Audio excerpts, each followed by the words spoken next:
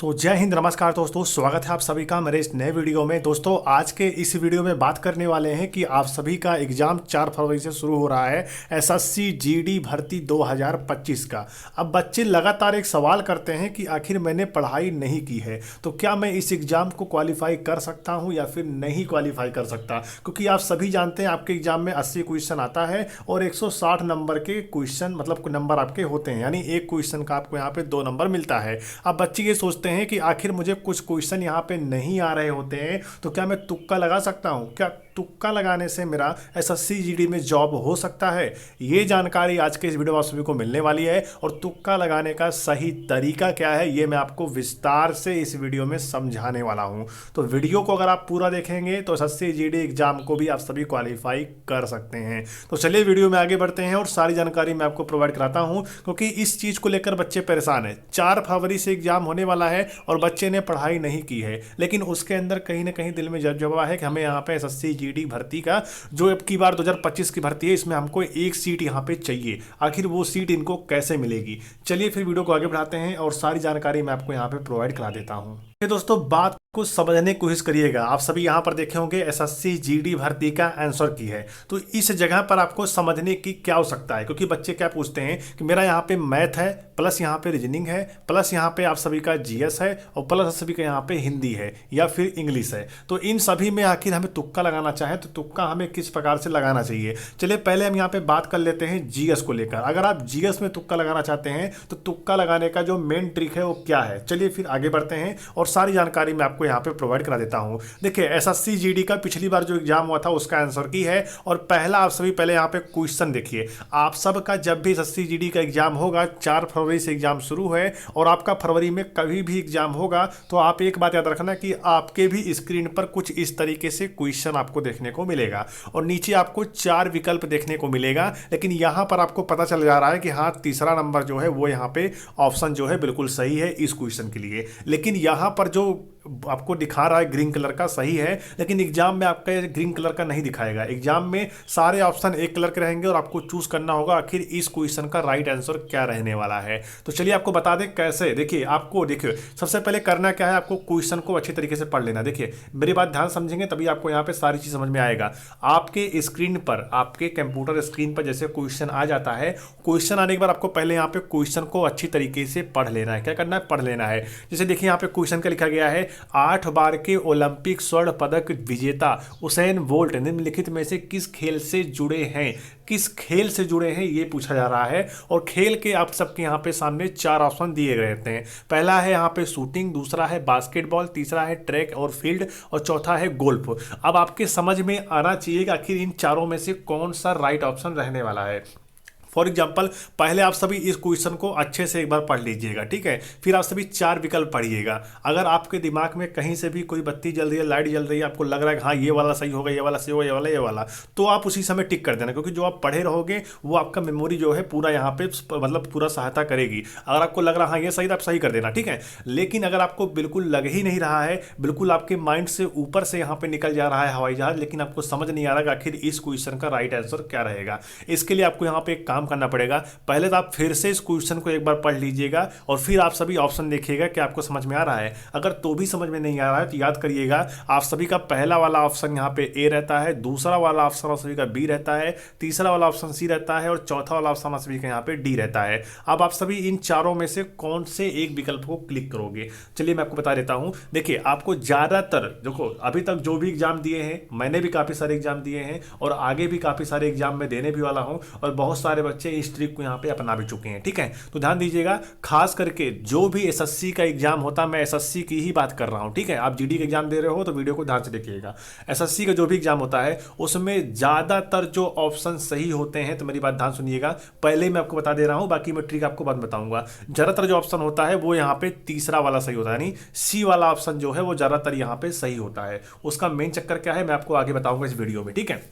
लेकिन पहले आप सभी समझ लीजिए ट्रिक क्या है। देखिए पहला आपको यहाँ पे पढ़ लेना है, क्वेश्चन को समझ में नहीं आ रहा है कोई बात नहीं, ठीक है। लेकिन आपको यहाँ पे करना क्या है कि आपको पहले यहाँ पे ए वाला क्वेश्चन को अच्छे तरीके से देख लेना है। क्या ए वाला क्वेश्चन जो ए वाला जो ऑप्शन होगा वो इस क्वेश्चन के लिए यहाँ पे राइट आंसर बैठेगा या फिर नहीं बैठेगा। नहीं बैठ रहा है छोड़ दीजिए। बी वाला देखिए, मतलब आप क्वेश्चन को यहाँ पे काटना शुरू कर दीजिए बाद में। तो आपको बी वाला देखिए, बी वाला बैठ रहा है, नहीं बैठ रहा, काटो। सी वाला बैठ रहा है, डी वाला बैठ रहा है। इन दोनों में अगर आपको ज़्यादा परेशानी हो रही है तो आप तुक्का लगा देना, चाहे बी वाला, चाहे डी वाला, चाहे सी वाला। तो आपका तुक्का जो होगा वो 50-50% होगा। 50% होगा आपका तुक्का सही भी हो जाएगा, 50% होगा आपका तुक्का यहाँ पे गलत भी हो सकता है, अगर दो ऑप्शन कट जाते हैं तो। बट अगर यहाँ पे कोई ऑप्शन नहीं कट रहा है, ध्यान दीजिए, अगर कोई भी ऑप्शन यहाँ पे नहीं कट रहा है और चारों ही आपको यहाँ पे बिल्कुल सही लग रहा है, तो इस कंडीशन में आप सभी, चाहे सी वाला और चाहे डी वाला, इन दोनों ऑप्शन में से आप एक ऑप्शन अगर लगा देते हैं तो भी यहाँ पे चांसेस जो रहेगा वो यहाँ पे 50-50% का ही रहता है, ठीक है। क्योंकि ये ज़्यादातर केसेस में देखा गया है और ज़्यादातर यहाँ पे जो क्वेश्चन देखे गए हैं वो यहाँ पे ऑप्शन नंबर सी ही आप सबको सही देखने को मिलता है। चलिए ऊपर चलते हैं। यहाँ पर देखिए दूसरा से जो सवाल निकल के आ रहा है, भारत के उपराष्ट्रपति का कार्यकाल कितना होता है। देखिए कुछ सिंपल सवाल होते हैं जिनके ऑप्शन आपको हमेशा दो ही देखने को मिलेगा, ठीक है।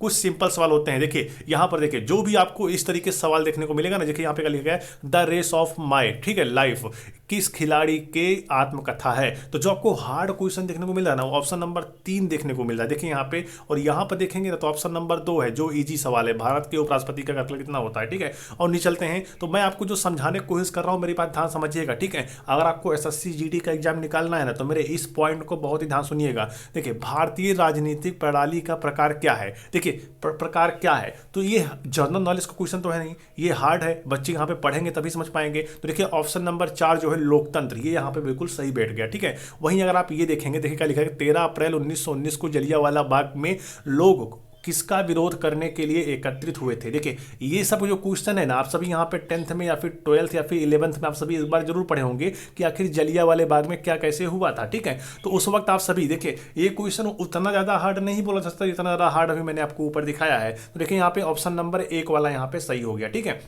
ऊपर चलिए, यहां पर देखिए क्या बोला गया, भारत में प्रतिभूमि, ठीक है, भारत में प्रतिभूति बाजार को, ठीक है, उसका बोला गया है विनियमित, ठीक है, विनियमित और नियंत्रित कौन करता है। देखिए ये थोड़ा सा हार्ड सवाल निकला, तो ये देखा ऑप्शन नंबर यहाँ पे 4 देखने को मिल गया, भारतीय यहाँ पे लिखा है प्रतिभूति एवं विनिमय बोर्ड, ठीक है। तो ये सारी चीज़ें हैं, आप इसको बहुत ही ज़्यादा सोच विचार मत करिएगा। और मेरी बात आप सभी यहाँ पे एक चीज़ मान लीजिएगा, आप सभी एग्जाम क्वालिफाई कर सकते हैं। देखिए आपके सामने 4 विकल्प होंगे, पहला, दूसरा, तीसरा और चौथा। अगर आप सभी क्वेश्चन को अच्छी तरीके से पढ़ लिया है और आपको समझ नहीं आ रहा कौन सा सही हो सकता है, तो आपको काटना शुरू कर देना है कि आखिर क्या इस क्वेश्चन का ये आंसर जो है राइट हो सकता है, नहीं हो सकता, चलो इसको काटो।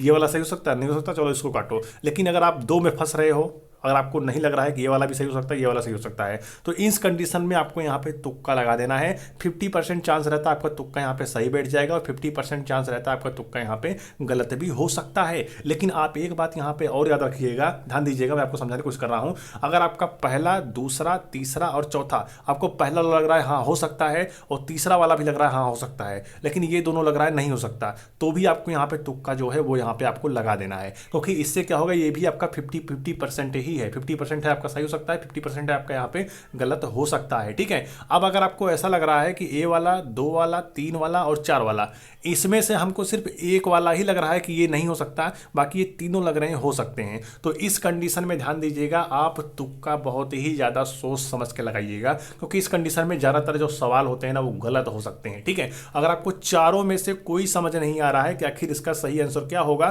तो आप उस क्वेश्चन को यहाँ पे छोड़ सकते हैं। लेकिन हाँ याद रखिएगा, अगर आपको लग रहा है कि हमने ज़्यादा क्वेश्चन पीछे छोड़ दिया है और इस क्वेश्चन को नहीं छोड़ सकते, तो आपको पहला और दूसरा वाला स्किप कर देना है और तीसरे और चौथे वाले में आपको यहाँ पे एक तुक्का जो है राम का नाम लेके आपको ठोक देना है। और यहाँ पर आपके जो क्वेश्चन है ज़्यादातर चांसेस जो होंगे वो यहाँ पे सही के निकलेंगे, ठीक है। अगर आप इन दोनों में से कोई, तीसरा या चौथा में से अगर आप कोई लगाते हैं, तो आपका यहाँ पे सही होने के जो चांसेस हैं वो यहाँ पे ज़्यादा होते हैं, ठीक है। जो बच्चे मेरे से काफ़ी दिन पहले जुड़े हैं तो उनको मैंने यहाँ पे 2023 में जो एसएससी जीडी का एग्जाम हुआ था, तुक्का मारने का सही तरीका मैंने बताया था उस वीडियो में, उस तरफ मतलब उस टाइम में। तो बहुत सारे बच्चे वीडियो को देख कर गए थे, करीब यहाँ पे 22,000 समथिंग यहाँ पे बच्चे वीडियो देखे थे। अब जो बच्चे वीडियो देख कर गए थे वो उसी वीडियो में आके कमेंट किए थे, सर आपने जो बताया है आंसर किए आने के बाद मैंने देखा तो वो क्वेश्चन आपको यहाँ पे सही देखने को मिला है। तो इसलिए मैं आपको जो समझाने की कोशिश कर रहा हूँ उससे मेरी बात को समझ रहे होंगे, मैं आपको फिर समझा लेता हूँ। लेता हूँ। देखिए आपके सबके सामने यहाँ पर 3 विकल्प होंगे, ए वाला होगा, बी वाला होगा, सी वाला होगा और डी वाला होगा। इस कंडीशन में अगर आपको आ रहा है कि हाँ ए वाला सही है, बी वाला सही है, तो आप लगा दीजिए। अगर आपको चारों ऑप्शन में से पता ही नहीं है कि आखिर कौन सा ऑप्शन सही है इसका, तो आप बी सी वाला या फिर डी वाला, इन दोनों में से आप सभी एक ऑप्शन यहाँ पे सिलेक्ट कर लीजिएगा। आपका 50% मैं कह रहा हूँ आपका सही भी हो सकता है और 50% आप सबका यहाँ पे गलत भी हो सकता है। ठीक है, ये आपका बहुत ही बेस्ट तरीका है। आपको तुक्का लगाना चाहते हैं लगा सकते हैं। ये हो गया आपका जीएस का, ध्यान दीजिएगा, ये हो गया आपका यहाँ पे जीएस तरीका। अब मैं बात कर लेता हूँ मैथ को लेकर के, आखिर आपको मैथ में तुक्का किस तरीके से लगाना। चलिए मैं चलता हूँ मैथ के ऊपर। देखिए ये हो गया आप सभी का मैथ। ठीक है, अब देखिए कैसे करना है। यहाँ पे लिखा गया एक विद्यालय के 1080 विद्यार्थियों में लड़कों और लड़कियों का अनुपात 5:4 है। ठीक है, उसके बाद लिखा गया है 10 लड़कों ने विद्यालय छोड़ दिया। क्या हो गया, विद्यालय ही छोड़ दिया बच्चों ने। चलो ठीक है, अच्छी बात है, कोई बात नहीं।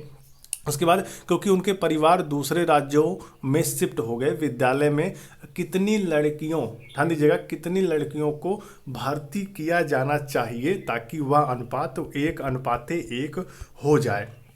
तो इस कंडीशन में करना क्या है, देखिए पहले तो आपको यहाँ पे सवाल को हल करना शुरू कर देना है। ध्यान दीजिएगा, आपको नहीं आ रहा है तो भी हल करिए। ठीक है, आप कोई भी यहाँ पे बैठा रहे सूत्र वगैरह कुछ भी कर रहे हैं, बट आप करिए। अगर आप कर रहे हैं तो आपका यहाँ पे सही होने के चांसेस जो है बढ़ते हैं। ठीक है, आप पहले हल करिए। हल करने के बाद जहाँ तक आप इस सवाल को हल कर पा रहे हैं हल करिए। उसके बाद अगर आपको लग रहा है नहीं हल कर पा रहा हूँ, लेकिन हल करते करते आपको यहाँ पे कुछ क्वेश्चंस, कुछ ऑप्शन यहाँ पे आपको समझ में आ जाने वाले हैं, कौन से ऑप्शन यहाँ पे सही हो सकते हैं। 4 ऑप्शन आपके सामने दिए रहे होते हैं, अगर आप हल करना शुरू कर देते हैं तो कुछ ना कुछ आपको यहाँ पे आंकड़ा मिल जाता है और आप सही कर जाते हो। लेकिन अभी मैंने आपको जो यहाँ पे ट्रिक अपनाया है, बताया है, ए वाला, बी वाला, सी वाला, डी वाला, आप 2 लगा दिए 50-50%। बट ये तरीका जो है आप सभी मैथ में अप्लाई मत करिएगा, क्योंकि मैथ के क्वेश्चन आपको लगाने पड़ते हैं, सवाल को हल करने पड़ते हैं, तभी यहाँ पे ऑप्शन में सही निकल के आता है, तभी आप ऑप्शन सही लगा सकते हैं। इस कंडीशन में आपको यहाँ पे कुछ करने की आवश्यकता नहीं है, पहले आपको इसको हल करना है। आपको नहीं आ रहा तो भी हल करिए,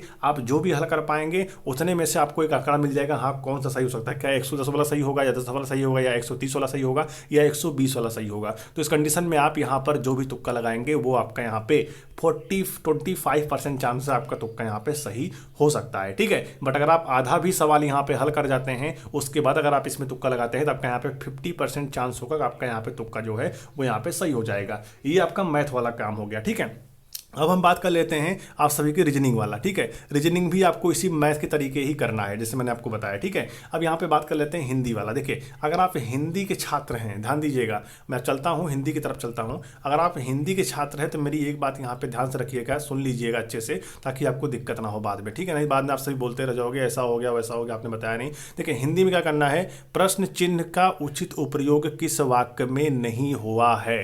तो इस कंडीशन में आपको करना क्या है ना, पहले हिंदी को आपको यहाँ पे जो ऊपर दिया गया पहले आपको अच्छे से क्वेश्चन को पढ़ लेना है। एक बार पढ़िए समझ नहीं आया, 2 बार पढ़िए समझ नहीं आ रहा, 3 बार पढ़िए। अब आप बोलोगे इतना समय कहाँ रहता है, 80 जीडी में 1 घंटे का समय मिलता है, तो उस हिसाब से अपने कैपेसिटी को आप बना के जाइए। ठीक है, आपको बता दें इस प्रकार पढ़िए और पढ़ने के बाद आप इस विकल्प को ध्यान से पढ़िए, और ध्यान से जब विकल्प पढ़ेंगे ना तो ऑटोमेटिक आपके मन में आंसर जो आएगा आप उसी को टिक कर देना, वही आंसर आपका यहाँ पे सही हो सकता है। 50% चांस है वही ऑप्शन आपका सही हो सकता है। ये है हिंदी में समझने का तरीका। ठीक है, आपको लग रहा होगा ये क्या वीडियो बना रहे हैं ऐसा वैसा, ऐसा बिल्कुल नहीं है। ध्यान से वीडियो को सुनोगे, समझोगे, मेरे कहने का मतलब समझोगे, तो आप यहाँ पे एग्जाम को SSC GD के एग्जाम को आप सभी यहाँ पर अब की बार 1 सीट यहाँ पर पक्की कर सकते हो। अगर आपको लग रहा है इससे भी कुछ नहीं होगा तो याद करिएगा, ध्यान से सुनिएगा मेरी बात को, अगर आपको लग रहा है इससे भी कुछ नहीं होगा तो आप यहाँ पे एक PDF परचेस कर सकते हैं। ध्यान दीजिएगा, PDF आपको यहाँ से मिलने वाला है। सिर्फ ध्यान दीजिएगा, मैं आपको यहाँ पे नंबर लिख देता हूँ, इस नंबर पर जाकर आप सभी मैसेज करिएगा। ठीक है,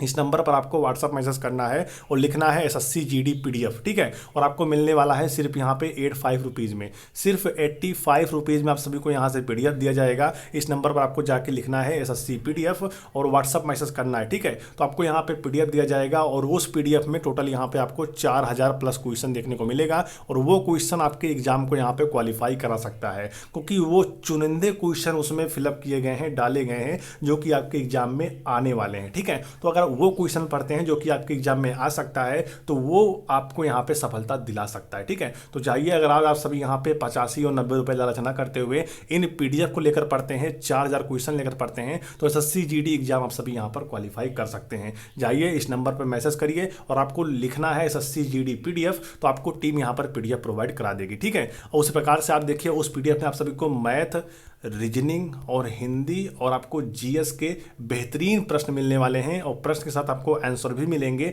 अगर आप वो पढ़ लेते हैं तो आपके यहाँ पे अच्छा स्कोर बनेगा और एसएससी जीडी में आप सिलेक्शन ले सकते हैं। वो आपको बता दें, वो क्वेश्चन है जो कि एसएससी जीडी भर्ती 2025 में पूछे जाने वाले प्रश्न हैं। आपको शिफ्ट में देखने को जब मिलेगा तो आपको समझ में आएगा। 2023 वाली भर्ती में 99 रुपीज़ की पीडीएफ थी, ध्यान दीजिएगा। बहुत सारे बच्चों ने लेकर पढ़ा, उनका अच्छा स्कोर बना, बट बच्चे जाकर मेडिकल से कहीं बाहर हो गए, या बहुत सारे बच्चे यहाँ पे सिलेक्शन भी लेकर गए हैं। ठीक है, तो आपके लिए भी ये पीडीएफ जो है रहने वाला है, बट 99 का ना होकर 85 रुपीज़ का है, क्योंकि बहुत सारे बच्चों का रिक्वेस्ट आने के बाद इस प्राइस को डाउन करके 85 रुपीज़ कर दिया गया है। ठीक है, तो जाइए पीडीएफ लीजिए, पढ़िए। ठीक है, अब यहाँ पे देखिए लिखा गया, वह एक अच्छा छात्र है, वाक्य में पुरुष का भेद बताइए। पुरुष का भेद आपको बताना है। देखिए कुछ चीज़ें होती हैं जो आपको पढ़ना ही पड़ेगा, बट अगर आप नहीं पढ़े हैं तो आप इन चारों में से लगाइए तुक्का। ध्यान दीजिएगा, अगर आप नहीं पढ़े हैं, कोई ऑप्शन नहीं आपके सामने, तो आप लगाइए तुक्का, और तुक्का लगाने के बाद 25% ऑप्शन होगा आपका यहाँ पे सही हो जाए। बट अगर आप पीडीएफ लेकर पढ़ते हैं तो आपको उससे भी काफ़ी ज़्यादा नॉलेज मिलने वाला है। उसमें बेहतरीन से बेहतरीन क्वेश्चन डाले गए हैं, सिलेक्टेड प्रश्न जो कि आपके एसएससी के एग्जाम में पूछे जाने वाले हैं। ठीक है, इस प्रकार से है, आप जाइए, लीजिए, पढ़िए। बाकी जैसा भी जो कुछ होगा मैं आपको आगे आने वाले समय में सारी जानकारी देता रहूँगा। आपका एसएससी जीडी का एग्जाम कब है, कमेंट बॉक्स में जरूर लिखिएगा। तो चलिए फिर मिलते हैं किसी नई भर्ती और नई जानकारी के साथ। तब तक के लिए जय हिंद, वंदे मातरम।